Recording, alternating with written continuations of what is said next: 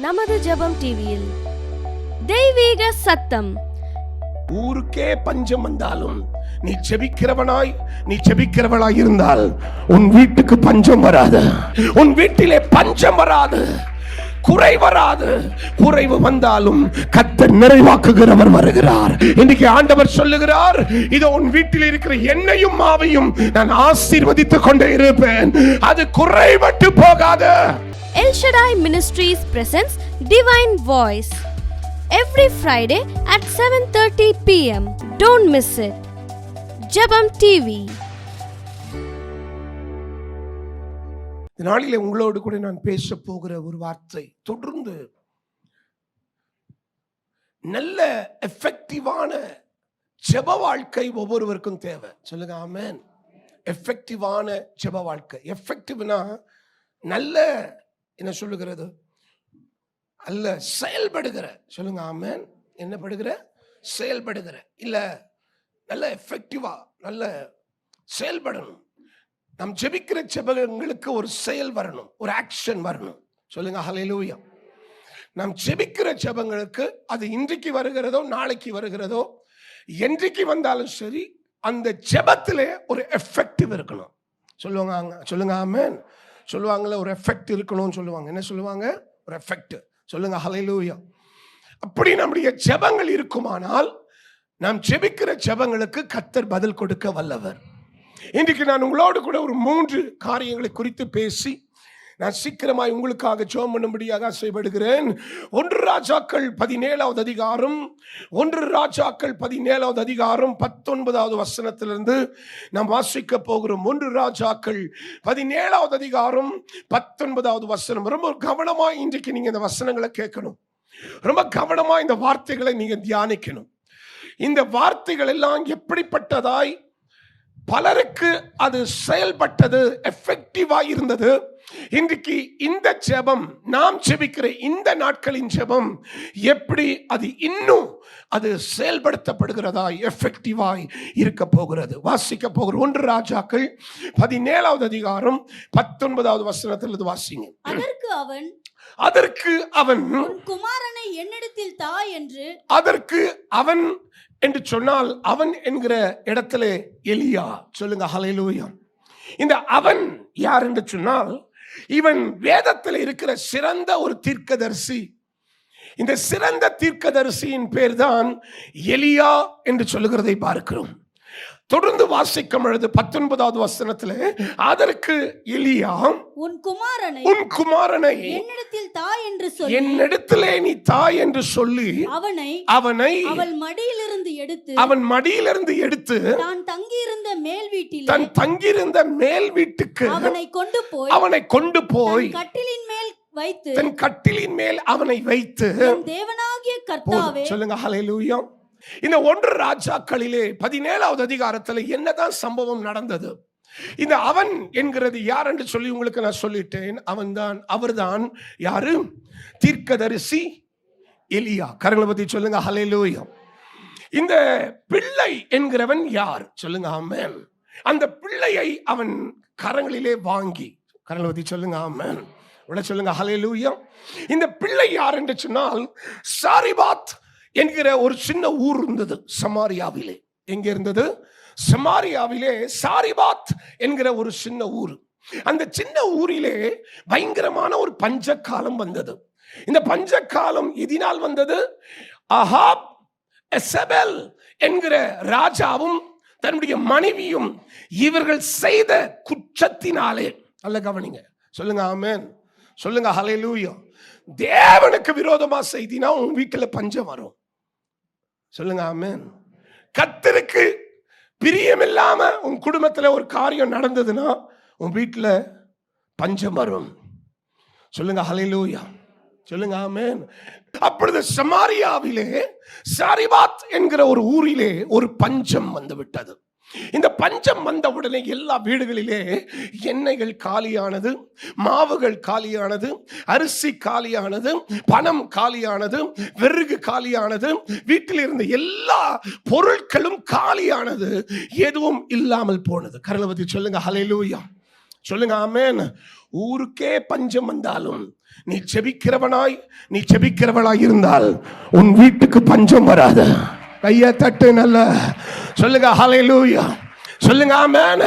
ஊருக்கே பஞ்சம் வந்தாலும், யாருக்கு அரிசி பருப்பு என்ன யார் வீட்டில் இல்லைனாலும், நீ முழங்கால் படிட்டு தேவனுடைய சபகத்திலே ஜெபிக்கிற ஒரு தேவ மனுஷனாய், ஒரு தேவ மனுஷியாய், ஒரு நல்ல குடும்பமாய் இருப்பாயானால் உன் வீட்டிலே உன் எண்ணெய் குறைந்து போகாது, உன் அரிசி குறைந்து போகாது, உன்னுடைய மாவு குறைந்து போகாது, உன் சர்க்கரை குறைந்து போகாது, உன் பணம் குறைந்து போகாது.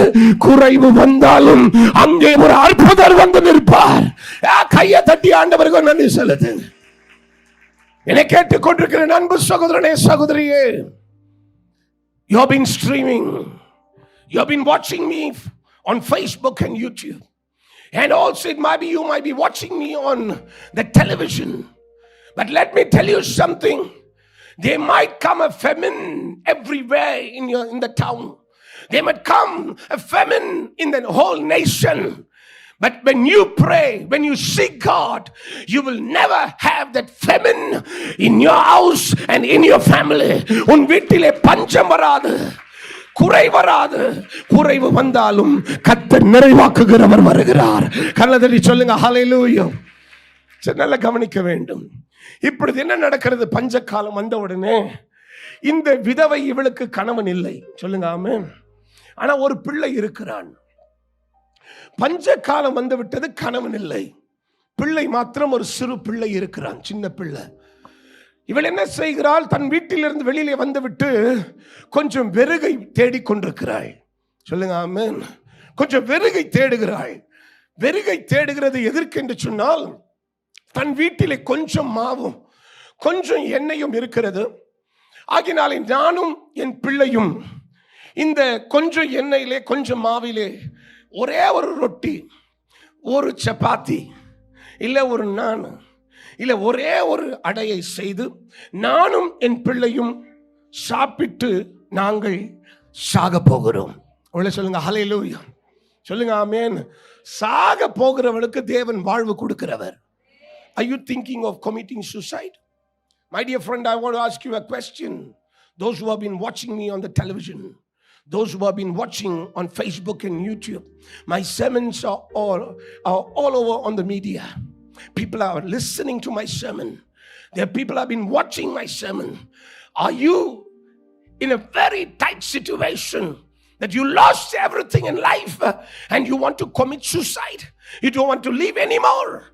You are looking for a time, you're looking for an opportunity where you can commit suicide yourself and you can die. The Lord is telling me to tell you, even whatever comes, enna vandalum enna nadandalum seri, unnai கர்த்தர் சாக விட மாட்டார். அல்லேலூயா. சொல்லுங்க ஹல்லேலூயா. The Lord will never allow you to die. நீ சாக மாட்ட, நீ பிழைப்ப. கர்த்தர் சொல்லுங்க ஹல்லேலூயா. பார்த்துட்டா, தீர்க்கதரிசியை பார்த்துட்டா. சொல்லுங்க ஆமென். சொல்லுங்க ஹல்லேலூயா. தீர்க்கதரிசியை பார்த்தவனுக்கு தெரிஞ்சிருச்சு, தீர்க்கதரிசி வந்துட்டான். யார் வந்தது? என்ன பண்றீங்க? இல்லை, கொஞ்சம் வெறுக பொறுக்கி கொண்டிருக்கிறேன், சீக்கிரத்தில் போய் நான் ஒரு அப்பத்தை சுட்டு நானும் என் பிள்ளையும் சாக போகிறோம். சொல்லுங்க ஆமென். சரி நடு வா, சரி வா, வீட்டுக்கு வா.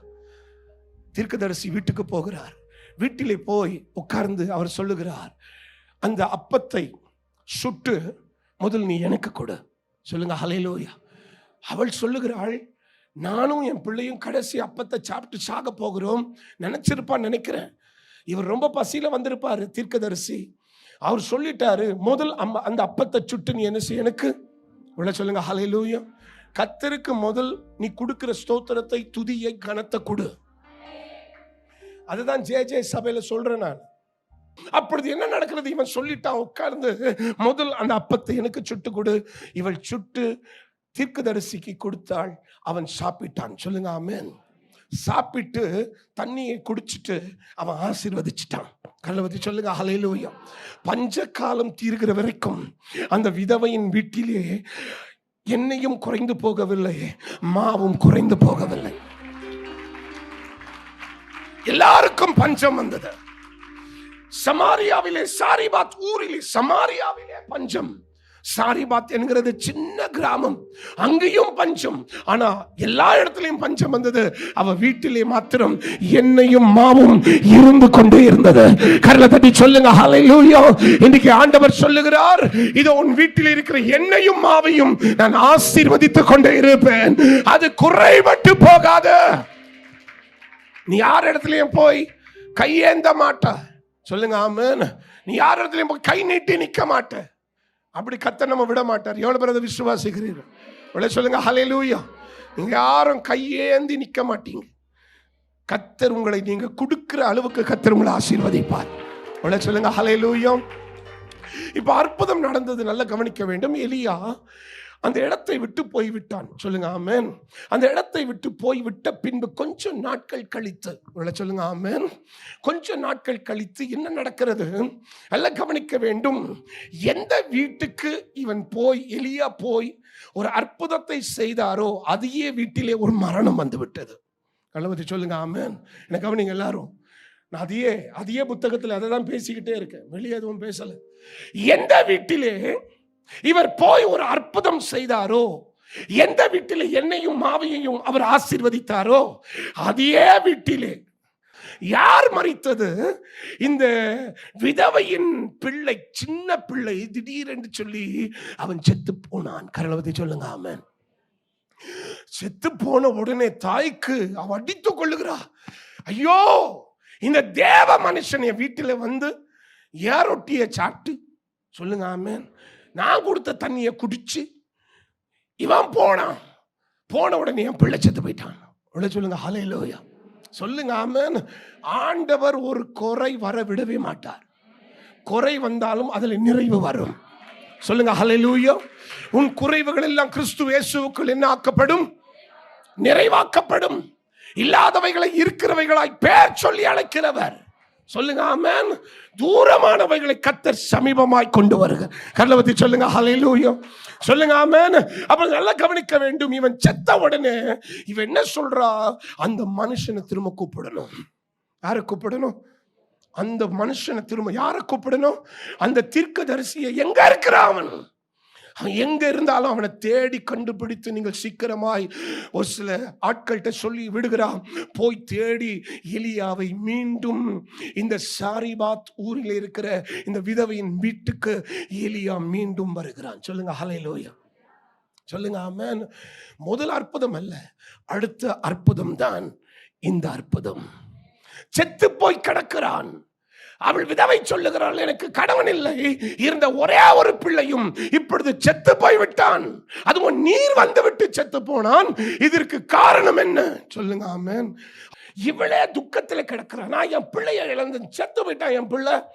இந்த மனுஷன் வேற வந்துட்டு போனாரு, நல்ல ஏதாவது இந்த மனுஷன் செய்வாரன்னு போய் அந்த மனுஷனையே கூட்டிட்டு வா. சொல்லுங்க ஹல்லேலூயா. நான் ஒன்று சொல்லட்டுமா? ஒன்று கேட்க நல்ல கவனிங்க. ஆண்டவர் ஒரு அற்புதம் செய்தால் உங்களுக்கு அடுத்த அற்புதம் திரும்பவும் காத்திருக்கிறது.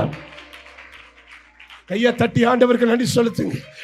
If God does one miracle for you, you need to understand very clearly there's another miracle is waiting. Even though anything can happen, but still let me confirm what the Holy Spirit is speaking to you tonight. If God does one miracle, come on, say amen. Come on, say hallelujah. Anega ber South Africa, people who have been watching me from South Africa, I want to tell you something, my dear friend. If God does one miracle for you, you need to understand whatever might happen, there is another second miracle that the Lord wants to do for you in your family. சொல்லுங்க ஹல்லேலூயா. சொல்லுங்க ஆமென். போனா திரும்ப வந்தா, வந்துட்டு சொன்னா என்ன ஆனது? நீ தான் வந்துட்டு போன. வந்து போனோன்னு என் பிள்ளை செத்து போயிட்டான். சரி, அந்த பிள்ளைய வாசிங்க. அதான் அந்த வசனம். வாசி வேகமா டக்குன்னு. அதற்கு அவன் குமாரனை என்னிடத்தில் தா என்று சொல்லி. இவ்வளவு நேரம் அந்த சரித்திரத்தை பின்னணியை நான் உங்களுக்கு சொன்னேன். இப்பொழுதுதான் மீண்டுமாய் எலியாவின் ஜெபத்தை குறித்து நாம் பார்க்க போகிறோம். யாரின் ஜெபம்? எலியா. கல்லவதி சொல்லுங்க, யாரின் ஜெபம்? சொல்லுங்க, எலியாவின் ஜெபம். சொல்லுங்க ஹல்லேலூயா. அவள் என்ன சொல்லுகிறாள்? அவனுடைய பிள்ளையை என்னிடத்தில் தா என்று சொல்லி என்னிடத்திலே தாய் என்று சொல்லி அவனை அவள் மடியிலிருந்து எடுத்து, அவளின் மடி, செத்து போன தாயின் மடியிலே பிள்ளை செத்து போனவனாய் இருக்கிறான். சொல்லுங்க ஆமென். தாய் தன் மடியிலே வைத்துக் கொண்டு என் பிள்ளை செத்து போயிட்டான். அவளின் மடியிலிருந்து எலியா எடுத்து தான் தங்கி இருந்த மேல் வீட்டிலே அவனை கொண்டு போய் கட்டிலின் மேல் வைத்து, தான் எந்த கட்டிலே படுத்திருந்தானோ அந்த கட்டிலின் மேல் வைத்து, என் தேவனாகிய கர்த்தாவே. நல்ல கவனிங்க, இதுதான் நீங்க ஜெபிக்க வேண்டிய ஜெபம். சொல்லுங்க ஹல்லேலூயா. நான் எப்படி ஜெபிக்கணும்னு வேதத்திலிருந்து நிறைய பேரை குறித்து சொல்லிட்டேன். எவ்வளவு பேர் எழுதி வச்சிருக்கிறீங்கன்னு எனக்கு தெரியல, ஞாபகத்தில் இருக்குன்னு தெரியல. ஆனா இப்படி எலியா ஜெபித்தான். அவன் எப்படி ஜெபித்தான்? என் தேவனாகிய கர்த்தாவே, நான் தங்கி இருந்த இந்த இடம் கொடுத்த இந்த விதவையின் மகனை சாக பண்ணினதினால் அவளுக்கு துக்கத்தை வருவிப்பீரோ கர்த்தரை நோக்கி கூப்பிட்டு. சொல்லுங்க ஆமென், சொல்லுங்க ஹல்லேலூயா. கவனிக்க வேண்டும். எல்லாரும் சேர்ந்து படிக்கலாமா? அந்த பகுதி எல்லாம் சேர்ந்து படிங்க பாப்போம். என் தேவனாகிய கர்த்தாவே, இது ஜெபம். நான் தங்கி இருக்க இடம் கொடுத்த இந்த விதவையின் மகனை சாக பண்ணினதினால் அவளுக்கு துக்கத்தை வருவித்தீரோ என்று கர்த்தரை நோக்கி கூப்பிட்டு, அந்த பிள்ளையின் மேல் 3 தரம் குப்புற விழுந்து என் தேவனாகிய கர்த்தாவே, இந்த பிள்ளையின் ஆத்துமா அவனுக்குள் திரும்ப வர பண்ணும்படி கர்த்தரை நோக்கி விண்ணப்பம் பண்ணினான்.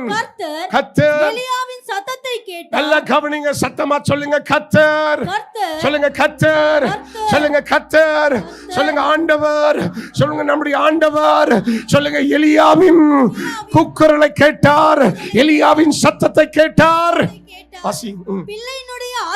பிள்ளையினுடைய ஆத்துமா அவனுக்குள் திரும்பி வந்தது. அவன் பிழைத்தான். சொல்லுங்க கரங்களை தட்டி ஆமென். எவ்வளவு பவர்ஃபுல்லான ஒரு பிரேயர் இது. சொல்லுங்க ஆமென், சொல்லுங்க ஹல்லேலூயா. தங்க இடம் கொடுத்தாள், சாப்பிட ஆகாரம் கொடுத்தாள். சொல்லுங்க ஆமென். நான் குடிக்க எனக்கு தண்ணியும் கொடுத்தாள். என்னை அன்பாய் கவனித்தவள். இவளின் வீட்டிலே இப்பொழுது ஒரு மரணம் உண்டாயிருக்கிறது. தன் பிள்ளை செத்து போனான். அவன் மேல் அறையிலே அந்த போன நாட்கள், வந்த அற்புதம் பண்ண நாட்களிலே அந்த விதவை என்ன சொன்னால், சாப்பிட்டீர், தண்ணீர் குடித்தீர், இங்கே தங்கி விட்டு போவும். சொல்லுங்க ஆமென், சொல்லுங்க ஹல்லேலூயா. நல்ல உள்ளம் கொண்டவள். ஸ்திரீகள் எல்லாம் அப்படி இருக்கணும். தேவனுடைய ஊழியக்காரனை என்ன செய்யணும்? நீங்க கனப்படுத்து. வந்த தண்ணி கொடு, வந்த நல்ல பசியா வந்த ஆகாரம் கொடு. யாரும் கேட்க மாட்டாங்க, பசியா வந்து என்ன கொடு? ஆகாரம் கொடு. அந்த மனுஷனை பார்த்தீங்கன்னா ஒரு சட்டை கொஞ்சம் கிழிஞ்சு போட்டிருந்தா ஓடி போய் அவனுக்கு ஒரு சட்டையை வாங்கி கொடு. அவருக்கு ஏதாவது ஒரு கிஃப்ட் கொடு. கரங்களை பற்றி சொல்லுங்க ஹல்லேலூயா. சொல்லுங்க ஆமென். ஐயா சாப்பிட்டீங்களா? ஐயா நல்லா இருக்கீங்களா? ஐயா சொல்லுங்க ஆமென். மரியாதையா பேசு. வந்துட்டாரா உட்காந்துருவாரு. இப்போ உட்காந்துட்டா அவருக்கு செஞ்சு போடணுமே, செஞ்சு போடு. உன் பானை ஆசீர்வாதமா இருக்கும், உன் கை ஆசீர்வதிக்கப்படும். அதை ஒரு குற்றமா சொல்லாத. சொல்லுங்க ஹல்லேலூயா. அது ஏதாவது சொல்லிக்கிட்டு கிடக்காது. பாஸ்டர் என்ன வேணும்? ஐயா என்ன வேணும்? ஐயா உங்களுக்கு ஐயா ஏதாவது நான் உங்களுக்கு செய்யட்டுமா? சொல்லுங்க ஆமென், சொல்லுங்க ஹல்லேலூயா. அப்படிப்பட்ட இருதயம் கொண்டவனா இரு. சபையில ஜெய சபையில கண்டுக்காம போகாத, கண்டுக்காம இருக்காத. தேவ மனுஷனை கண்டு கொள்ளாம போகாத. அவனுக்கு கொடுக்க வேண்டிய கனத்தை கொடு. ஒரு சீனியர் மிலிட்டரி ஆபீசர் ஒருத்தர் போறானா, ஒரு ரெக்ரூட், அப்பதான் ரெக்ரூட் ஆனவன் நின்று சல்யூட் அடிக்கிறான். ஏன் தெரியுமா? அவன் என்னுடைய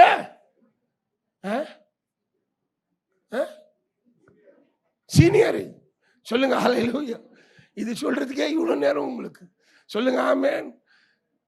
போலீஸ்காரன் 3 ஸ்டார் போட்டானா வர கான்ஸ்டபிள், வணக்கம் சார், ஹலோ சார் போடலனா அப்போ அவனுக்கு இருக்கு.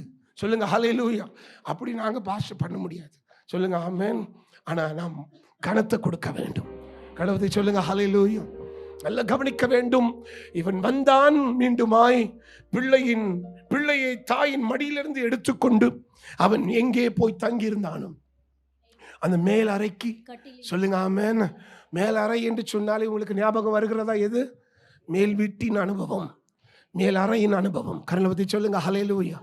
சொல்லுங்க ஆமென். 120 பேர் கூடியிருந்த அந்த மேல் வீட்டின் அனுபவம், அபிஷேகம், வல்லமை. கர்ணவதி சொல்லுங்க ஹல்லேலூயா. சொல்லுங்க ஆமென்.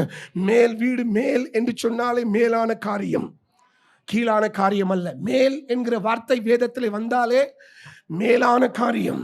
பூமிக்கு ஏற்றவைகள் அல்ல, மேலானவைகளை நாடுங்கள். கர்ணவதி சொல்லுங்க ஹல்லேலூயா. ஒத்தாசை வரும் பர்வதம் பூமி இல்ல, எனக்கு ஒத்தாசை வரும் பர்வதம். மேலான காரியங்களை நான் தேடுகிறேன், பர்வதத்தை நாடுகிறேன், எனக்கு அங்கிருந்து ஒத்தாசை வருகிறது. இவன் மேலறைக்கு போய் சொல்லுங்க ஹல்லேலூயா. 3 முறை பிள்ளையின் மேல் என்ன செய்தானாம்? விழுந்தான். விழுந்தான்னா அப்படியே அப்படி இல்ல, சொல்லுங்க ஆமென். அது 3ன்றது வேதத்துல ரொம்ப முக்கியமான நம்பர்.